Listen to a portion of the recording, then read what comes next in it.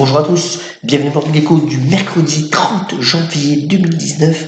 Alors vous voyez un petit coup d'œil sur le marché pour montrer que finalement ce sont les indices européens qui ont tiré leur épingle du jeu hier. On aura, vous voyez, c'est la photo d'en haut, une réunion de la Fed, c'est-à-dire la Banque centrale américaine qui se réunit aujourd'hui avec donc une conférence de presse tard dans la soirée. Jérôme Powell donnera peut-être des orientations sur la politique monétaire américaine dans son ensemble. Et puis ce graphique de droite, on l'avait relayé hier dans le Morning Echo, des résultats assez impressionnants donc de Louis Vuitton, de LVMH, soutenu d'ailleurs par Louis Vuitton, donc LVMH, du leader bien entendu du luxe mondial, qui fait un chiffre d'affaires de plus de 46 milliards d'euros sur 2018, un résultat opérationnel courant de plus de 10 milliards d'euros et encore des perspectives très bonnes, notamment par Céline, donc la marque Céline qui devrait monter en puissance. Et aussi, il faut savoir que Louis Vuitton est un recruteur net sur le marché français, puisque 13 000 recrutements ont eu lieu l'an dernier et ce devrait être encore 14 000 recrutements pour 2019. Donc voilà, c'était aussi le luxe, un générateur d'emplois net. L'autre actualité, bien entendu, c'est autour du Brexit. Alors, Theresa May a eu l'accord donc du Parlement par 317 voix contre 301 contre de pouvoir continuer à négocier avec donc l'Union européenne, même si l'accord initial doit changer. Pour le moment, bien entendu, ça a été une fin de non-recevoir de l'Union européenne qui ne veut pas renégocier. Donc, incertitude sur l'issue du Brexit. C'est toujours véritablement des épisodes à rebondissement. On verra encore la suite. Vous voyez que la bourse londonienne a plutôt bien accueilli l'événement puisque le FTSE a gagné plus de 1%.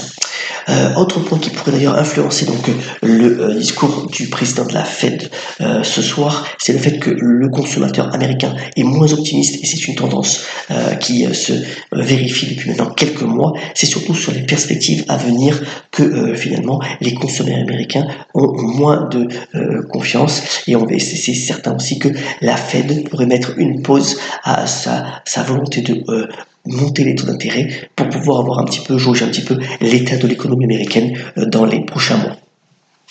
Alors, sur les matières premières, voilà ces prévisions qui ont été relayées ce matin par le quotidien Les Échos concernant un petit peu l'orientation des matières premières pour 2019. C'est fait par donc un organisme parisien qui s'appelle Cyclope, qui a autorité sur ces prévisions. Et vous voyez que la majorité des matières premières industrielles ou agricoles sont prévues en baisse pour 2019. C'est bien entendu dû au fait que la Chine ralentit sur son économie, mais aussi au fait que sur le point de vue agricole, il y a de plus en plus le retour de politiques agricoles soutenues donc par les gouvernements qui devraient inciter à la baisse des cours.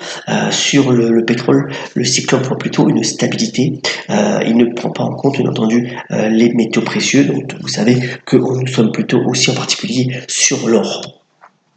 Autre point aussi que je voulais vous relayer, c'est le fait que, alors que le salon des entrepreneurs va ouvrir à Paris et dans différentes régions de France dans les prochaines semaines, 28% des personnes interrogées et salariées seraient prêtes en France à créer leur entreprise. Alors c'est moins par exemple qu'au Royaume-Uni où un salarié sur deux pourrait sauter le pas par exemple.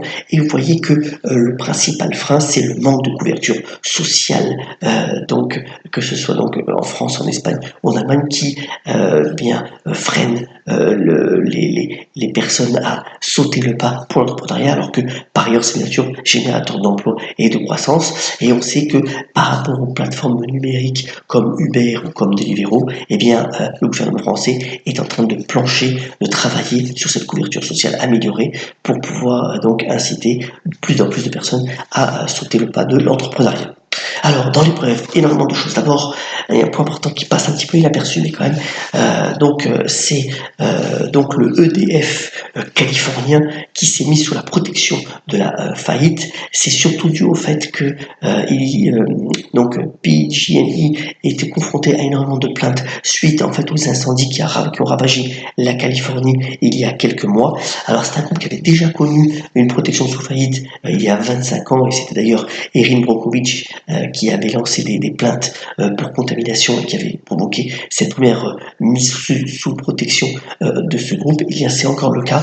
Là encore, donc, ces plaintes. Alors, c'est un groupe qui a 50 milliards de dollars pardon, de dettes, mais des actifs un peu supérieurs. Donc voilà, il va y avoir pas mal de renégociations sur cette société. Et voilà, il ne faut pas le passer à inaperçu parce que les créanciers sont pratiques, sont les principales banques américaines et ça pourrait encore provoquer quelques remous sur les marchés.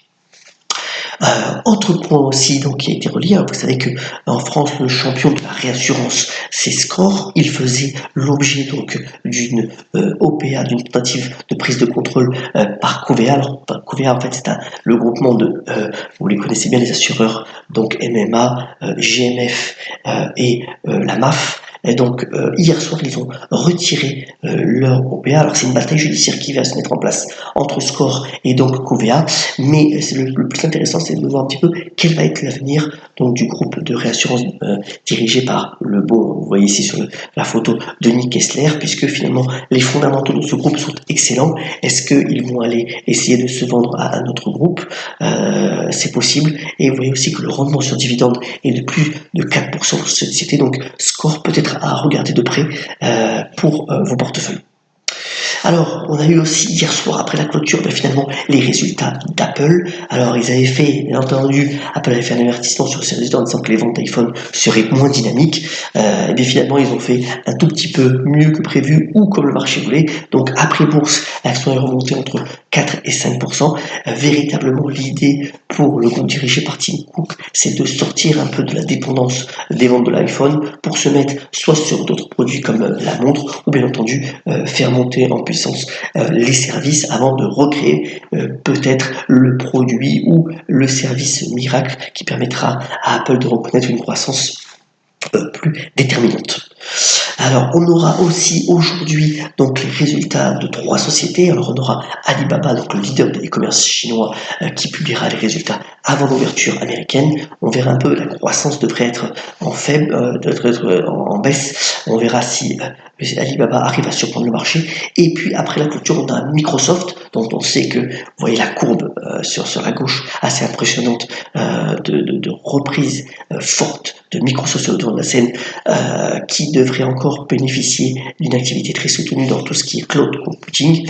Et puis, je ne l'ai pas mis ici, mais on aura aussi des résultats de Facebook qui a annoncé vouloir fusionner Messenger, donc WhatsApp et Instagram.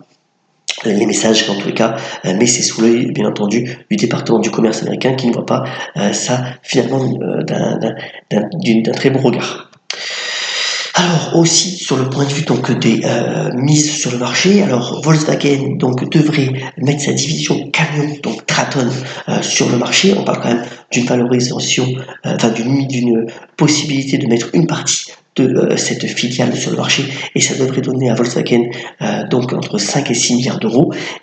Et puis sur le point de vue donc des réseaux sociaux, Pinterest, bien connu pour ses belles photos, le réseau social devrait donc lui aussi se mettre sur le marché au cours du premier semestre 2019 et ça devrait rapporter à la société 1,5 milliard de dollars pour bien entendu financer sa croissance. Alors, de point de vue entertainment un petit peu, donc 2 choses. D'abord, l'excellent acteur John Malkovich devrait donc remonter sur les planches à Londres pour jouer finalement la chute d'un nabab du cinéma à Hollywood. Bien entendu, c'est en référence à Harvey Weinstein.